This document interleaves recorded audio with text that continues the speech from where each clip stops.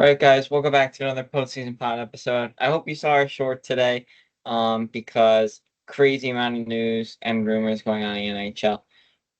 And since a lot of trade rumors are happening right now, I thought it'd be a good time to post a video about the UFAs and potential trades that could be happening now as teams begin to start to figure out if where they are pushing for the playoffs, a playoff team, you know, throwing the towel, etc. Right?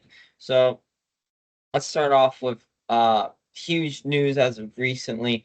Mikko, he called well, according to Chris Lebaner, him and his agent think that he can get $14 million on the free agency market. However, Nathan McKinnon, I think the best player in the NHL, only makes 12.5, and it said that the Avalanche are going to cite that and basically humble Mikko down a little bit.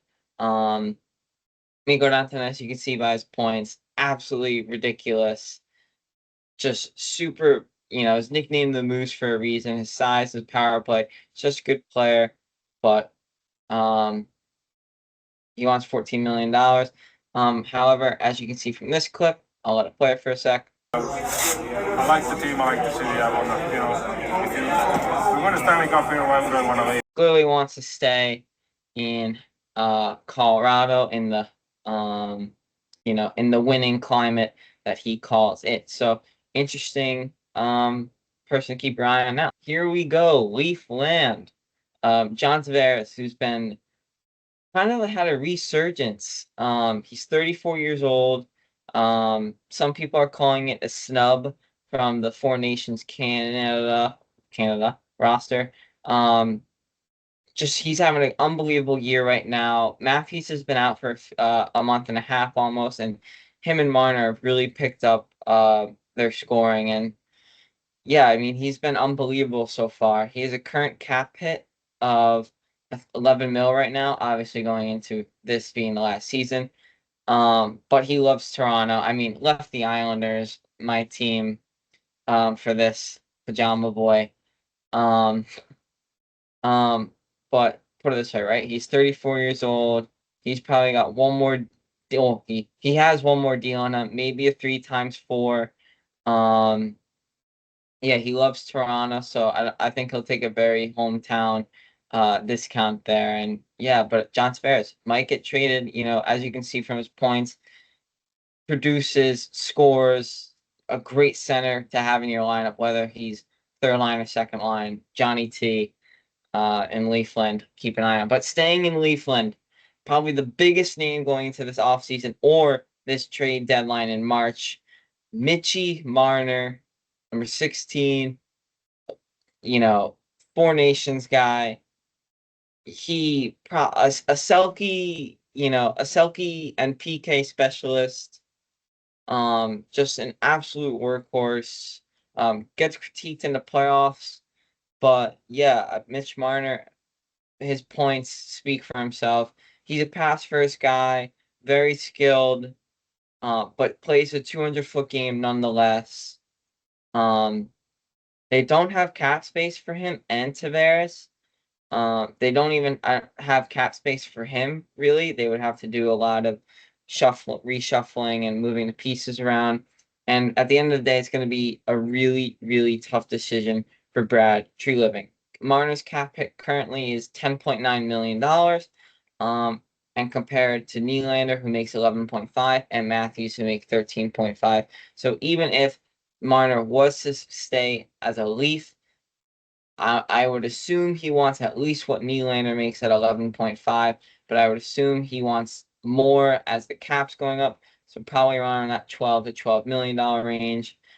He does want to stay long term in Toronto. He's 27 or 28 years old, so he probably wants an 8-year contract lockups, get some security like all guys want to. But he does have huge trade value.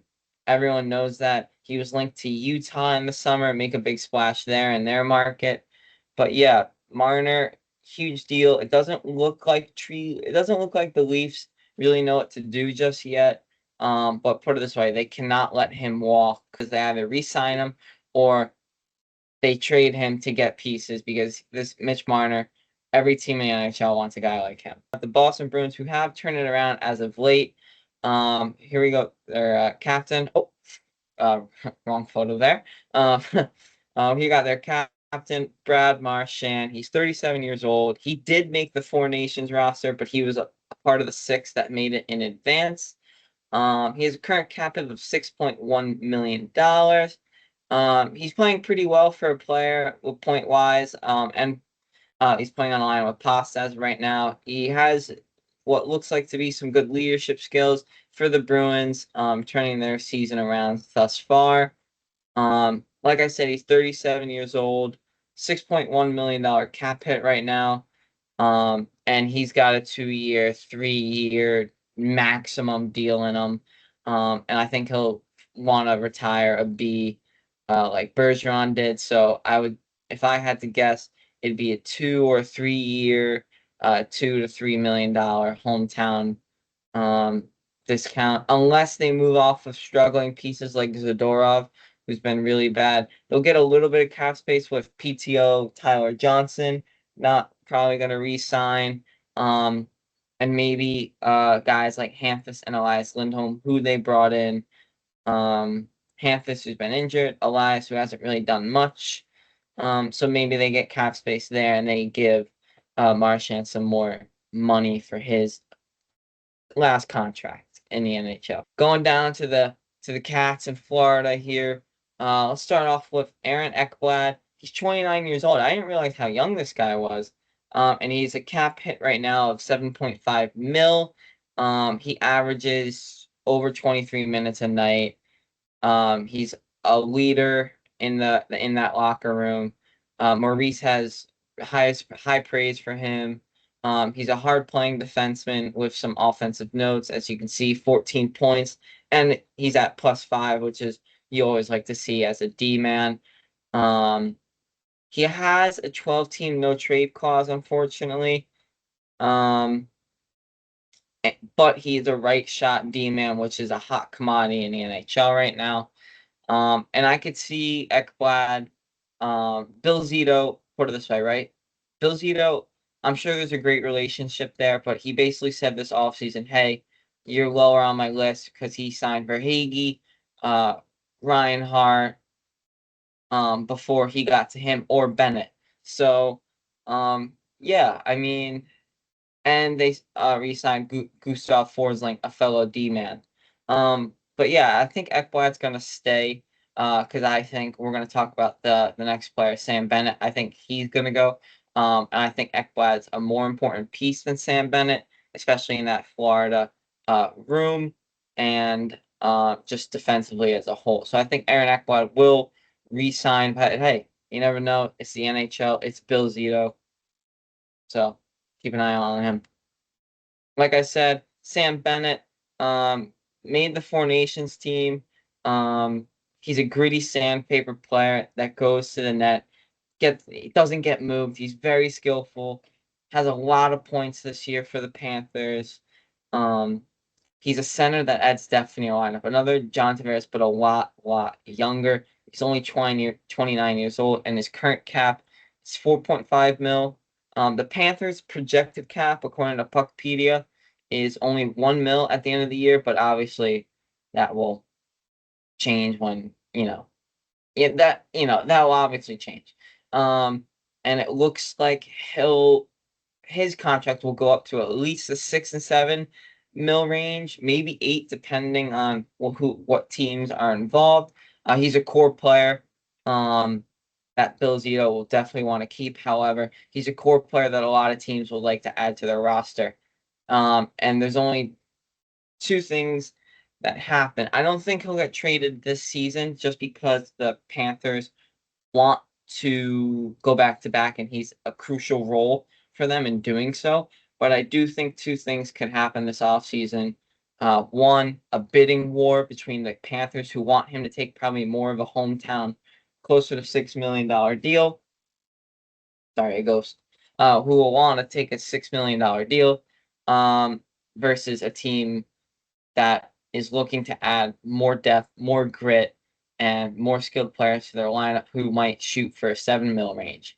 And then the second scenario is Bennett just chases the money. He wants his payday. He wants his 8x8 security contract, 8x7 security contract, which is not a bad thing. I mean, the guys earn it, right? So, yeah, interesting to see what happens in Florida, especially at the off the back of them being Stanley Cup champs and maybe going back to back this year. So we'll see. Moving on to one of the biggest headlines so far earlier in the season, Igor Shesterkin.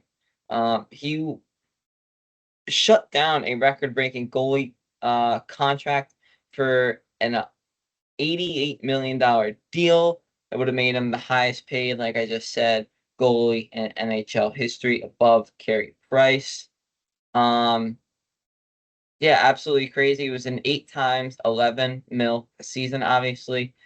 He covers a lot of the Rangers' problems. As you can see, his stats this year are not the best. Save goals against wise, but looking at his career stats, looking at his playoff performances, he covers a lot of problems for the Rangers. He's always solid, and like I said, he extends his play another level in the playoffs. But it's also interesting today because, as if you didn't see the short, Jacob Trouba is probably on the move, as well as possibly Chris Kreider. And even Brady Tkachuk could become a Ranger, and that would be a lot of cap space in and not enough out to give Shesterkin what he wants at a whopping 12.5 or at least $12 million deal. And so it'd be interesting to see if Shesterkin takes the Rangers' problems into account and see if he goes find another team. So I doubt it. I think he'll stay a Ranger. But yeah, it's very interesting to see what a goalie who wants $12 million, $12.5 million a year. What other teams would even be willing to pay for that? And as well, it's interesting to see what the Rangers are willing to do to keep him. So yeah. But moving on to another New York team, the superior New York team, not only in fans but just in general. The New York Islanders. They have a lot of guys that they need to re-sign. Noah Dobson being one of them, and Alexander Romanov. But Brock Nelson, probably their biggest star, who a forever Islander. He was picked for the Four Nations team. He's a very responsible center, very skilled center, proven goal scorer.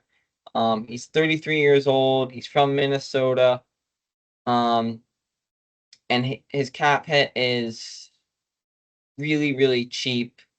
In regards to other players in the league. The Islanders are only projected to have 3.5 cap space, and like I said, they have a bunch of other players to sign. His current cap hit is 6 mil. His stats are 17 points, 27 games. It's okay, but this Islanders team's struggling, and he's playing on a line with a rookie, Maximilian Sipolkov, and Pierre Engvall some nights. So he's not surrounded by the best talent in the world. But yeah, still a proven goal scorer. Like I said, he's from Minnesota, and believe it or not, Minnesota just got killed by the injury bug. You can see, and they're actually in the market for Brock Nelson. It came out today, as well as the Dallas Stars are also looking at Brock Nelson. So yeah, I mean, I have his jersey. I would hate for him to go, but also I would overnight a jersey immediately to whatever team he goes, especially Minnesota or Dallas. Two great jerseys over there. But yeah, Brock Nelson, in a sneaky name, a hidden name. But put it this way: if he gets into your lineup, that's at least 30 something goals and at least some great defensive play. So keep an eye on Brock Nelson. Now let's go to the guy that probably had the most question marks going into this season, where he'll get traded. Nikolai Ehlers. The Jets' projected cap at the end of the year is only 2 mil. And they put a lot of it into Scheifele and Hellebuck getting re-signed this offseason with huge 8-year, a lot of AAV going into both of them. He's a winger, a great winger who shows just unbelievable skill. I mean, his current points for the amount of minutes he plays. I mean, look at this stat right here, right? So you see his points. Look at this stat right here. He's tied with Mason Marchman for most points in least amount of time, basically least amount of time getting played per night. It's just unbelievable. Scott O'Neill, I don't understand what's going on. I mean, the Jets are playing really well, so it works. But yeah, Nikolai Ehlers, I'm sure he wants to get somewhere where he plays a lot more. He's 29 years old. His current cap hits $6 million. And put it this way: if every GM doesn't have his name circled in a big red circle that says trade for this guy, or look, July 1st when it's free agency, get this guy, they probably shouldn't be in the NHL front office. Um, yeah, he has a 10-team no trade clause right now. But every team could use a guy like Nikolai Ehlers. But it's also interesting. I think it will relate back to the Panthers in Sam Bennett that they're not going to trade him this year, but you never know. But look out for Nikolai Ehlers, and I'm sure a lot of teams are going to be calling the Winnipeg Jets for him. The last guy here that's very interesting because the Vancouver Canucks don't have enough cap space for him. Brock Besser, who's as of late been playing some really good hockey. He's injured now, but the last few years he's been playing some really good hockey. He has a 6.65 cap hit right now. He's a great goal scoring winger for a top line or second line. Great power play guy. Current points, he's injured, so take that with a grain of salt. He also has a 10-team no trade clause, but a trade does seem very, very likely as they don't have enough cap unless they trade this guy, JT Miller, who's right now on personal leave first. Then that would get them the cap space they would need to re-sign JT Miller. But Brock Besser to re-sign him.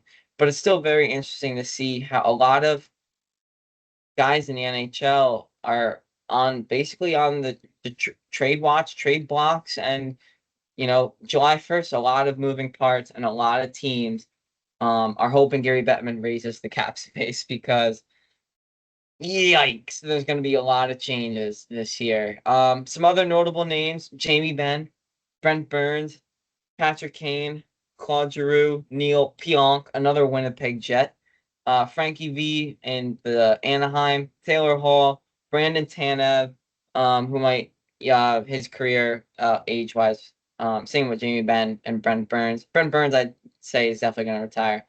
Andrei Kuzmenko, Yanni Gord, one of the most underappreciated players in the NHL. Mikhail Granlund, who's a point per game, did make the Four Nations roster, having a career resurgence, especially in San Jose too. So Mikhail Granlund, I'm sure a playoff pushing team are going to be trading for him. Put it that way. Jeff Skinner, who's not having the best time in Edmonton, but still pretty good third, fourth line player. Charlie Lindgren and Logan Thompson, Alexander Georgiev and Aiden Hill are the stars. Oh, that's the stars. Like I can't even give those four guys that thing. Are the goalies going into free agency?